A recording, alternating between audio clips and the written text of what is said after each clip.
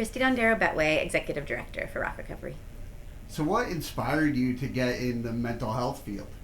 Personal experience. I think that's a case for a lot of us here. Having lived experience is often what draws us to the field. And I recovered from an eating disorder back in my early 20s, had parents that were able to pay for my treatment, and along the way I met a lot of people who didn't have that privilege and that luxury. And so I had done some research and wanted to see what people did who didn't have insurance or couldn't afford the costly therapy services. And I found Rock Recovery a couple months after our amazing founder, Carolyn Larson, started the organization. Yeah, how did that all work out, getting involved with Rock Recovery? It happened fast and kind of dramatically, but I was living in Charlotte, North Carolina at the time, and like I said, I had kind of done a Google search looking for affordable mental health treatment options. I had ran into a woman that I met at a support group that I did in Charlotte a couple of years earlier, and I had basically almost fully recovered. I was doing a lot better, and she was really right where she was, where I'd met her a few years earlier, and it really struck me and scared me to think, wow, like, I've been doing all this work, I had all this support, I made all this progress, and this woman has just been stuck because she couldn't access therapy and couldn't access help. So that's what inspired me originally to find the organization and to look for resources. So emailed Carrie Larson, the founder, and I was coming up here for a wedding for my cousin and was like, do you want to meet with me and tell me about the organization? So we met at the Panera in Ballston Mall, which before it was all torn down and totally changed. And I just fell in love with her and the vision pretty much immediately and was just like, well, how can I help? So I started volunteering from afar when I was living in North Carolina, and then decided I wanted to move to DC to do more. So applied for 3 jobs, got 3 job offers that felt like a sign, and then I moved up here, took a full-time job as a consultant, and then volunteered way too many hours every week with Rock for a number of years, and then fundraised my own salary and decided to come on staff full-time in 2013. Oh, wow. Can you tell me about Rock Recovery? Yeah, so Rock Recovery, I always like to say, I didn't birth Rock Recovery, I adopted it. And so now, we like co-parent it. So I feel like you can be a proud parent no matter how you have a child. But I feel really proud of our organization and the work that we do, and can take very little credit for its foundation. But it's a very, very unique organization. So we're one of very few nonprofits across the nation that actually provides direct therapy services and treatment for people with eating disorders and body image issues. So our whole mission is making the care and the treatment that people need and deserve accessible, no matter of background or ability to pay. And so we offer outpatient sliding scale therapy services, including individual and group therapy services that help people break isolation, get peer support, and get connected to really brilliant and wonderful clinicians. And then we have support groups, educational workshops, and other community resources that are available nationwide, virtually or in person, that help people just understand more about mental health, decrease stigma around disordered eating and body image issues. And then also we offer some faith integration programs if people want to bring spirituality into their process. We uniquely offer that as well. With the group and peer, how important is it with someone going through recovery to have someone who had lived experiences? I think it's helpful because for a lot of people, when they're going through recovery, it's helpful to meet someone else who has been there and kind of gone on the journey. And everyone's story is individual and unique and different. So no two people's story looks the same and journey looks the same. And I know when I get to share my story of being recovered and kind of going through this work, it's encouraging. It's infuriating to people sometimes when they're still struggling, because it's frustrating to start the recovery process, right? And it can be really overwhelming. And I think, I'm kind of that unicorn that can say, like, I'm free, I've been through it, I've done it. Again, a lot of privilege did get me here, but that's why we're always working hard to bridge those gaps that keep people from getting well. But I think seeing people who have been through it is really, really helpful, because it's easy to lose hope and easy to believe, oh, I'm the only one, or what's wrong with me, or this will never get better. And so seeing people who have lived experience, as unique and diverse as it might be, is helpful to know that recovery is possible, even if it looks different for each person. What are some of the things you've learned from people that you've helped? Oh, I've learned a lot from the amazing clients we've served at Rock. I mean, again, that everyone's story is different and unique. I think I have been really encouraged to see how people can get better and make progress in their journey. I've also been really infuriated to see how stuck people have been because the system's against them. with all the different things, I think in our society we experience a lot of fat phobia, racism, lack of mental health resources attached to both of those things often. And so there's just so many things that I realize are keeping people from the help that they need. And so I think I've just learned how hard it can be for people to get that help they deserve and the things they need, because the system can be really broken and against somebody. And I've also, I think, learned that people get to define recovery for themselves. It's not a one size fits all, and I don't have to dictate it for somebody. And I think there's a lot of freedom and hope in that, where people can determine what works best for them and kind of figure out what recovery and support looks like for them. We talk a lot in our groups about, we call it the gift of I get it. Like when you're in a group and someone across the room says something that you've thought and struggled with and thought, surely I'm the only one in the whole wide world that ever had this horrible thought or this struggle or this thing.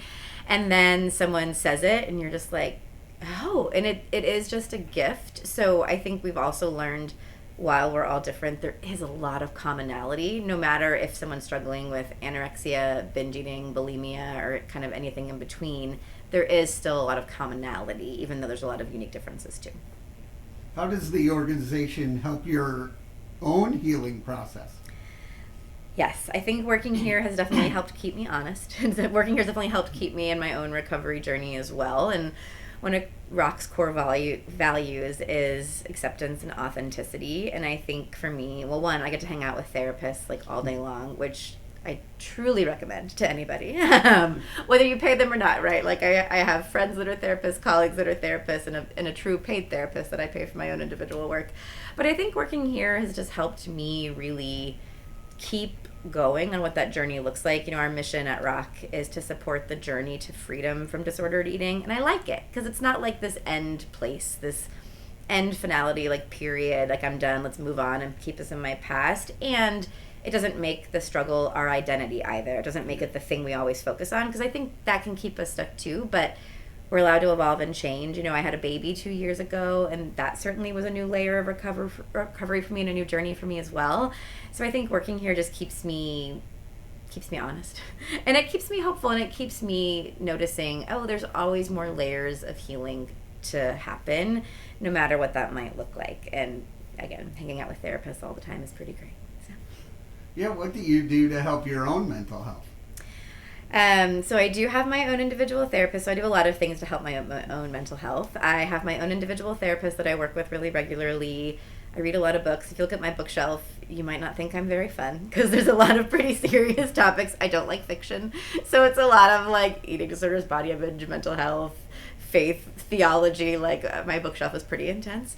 But I think just to be constantly being curious and learning is really helpful, staying in that accountability with a therapeutic relationship, and then living in deep community. I have amazing friends and family that can call me out if they see things that they're worried about with me, or they want to support me in certain ways. So I think just staying in that community and staying out of isolation is one of the best things I do for my ongoing mental health. I also really do love physical activity in some ways. You know, that can look different for people in the recovery world, but walking, being outside, trying to be embodied can be a really helpful thing for my own mental health as well.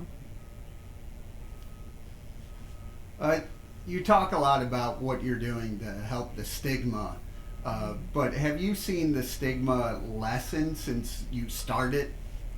Yes, I think we have definitely seen mental health stigma decrease, and that was one of the very few redeeming things about the pandemic. Was literally overnight in March 2020, our inquiries and our calls for help went up 420%. Like it's a very stressful time. It was bad for my mental health, I will say. It was a very stressful time because we were just trying to get through calls, trying to respond to people, trying to connect them to resources, because it was a vulnerable time for all of us, right? And especially for the people that we serve. And so as we were doing that work, the need increased and the awareness increased. But I will say, I think some of the stigma decreased as well, because suddenly we all had nowhere to hide. And I think that was one of the mercies of COVID, was a lot of people who were doing okay suddenly got worse, and we couldn't hide anymore, right? Like it was sort of hard to just be like, okay, we're fine, we're okay. So I think sometimes getting worse made it easier to then get better.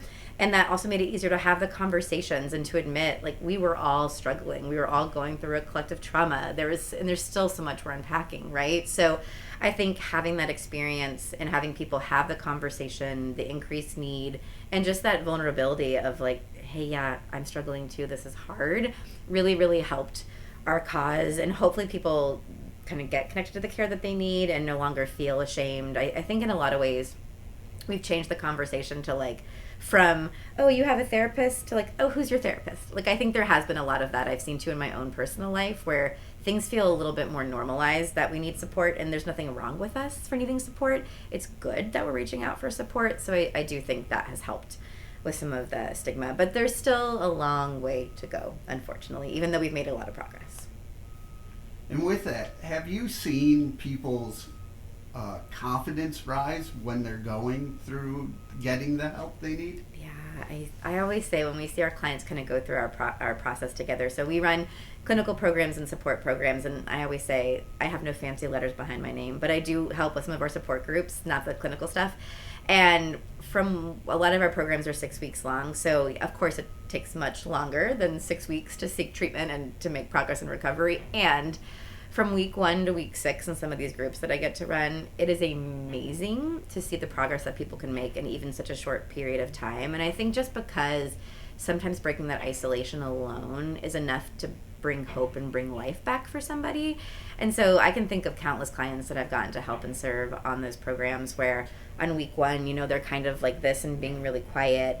And by week 6, they're like, okay, like, I'm ready to do the work. Like, I have some hope. I'm not sure recovery is possible for me, but I want to try. And you get to see people come back to life. I mean, we have so many stories of clients that when we've met them, we just were like, wow, they are in a hard place and they don't feel like they know who they are or what their value is. And by the time they graduate and leave, I mean, they just feel alive again. And a lot of our clients go on to change careers, to have families, to just really get to go live a full life that isn't so small and controlled anymore. And that's just been such a beautiful thing to get to see.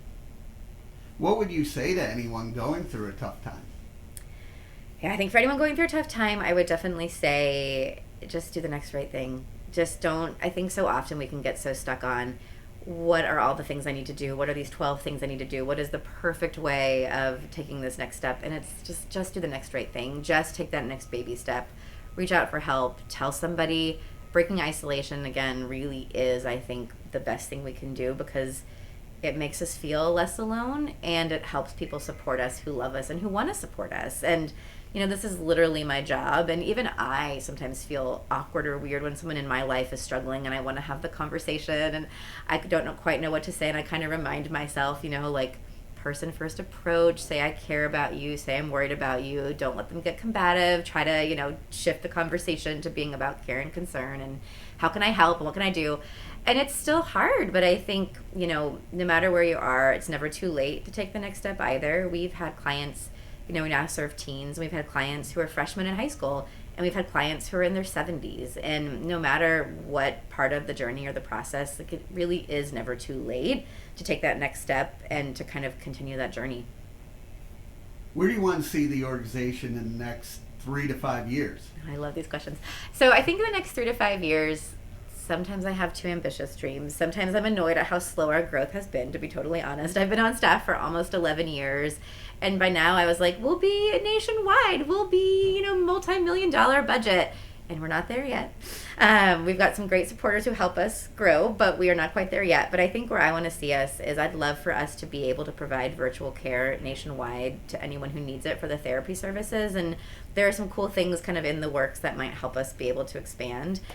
And I just want us to be able to be in person too. One thing that was great about COVID was it taught us we can do virtual care and we need to also be in person when it's available to us. And I think for people, that's what they want, is to be together in person.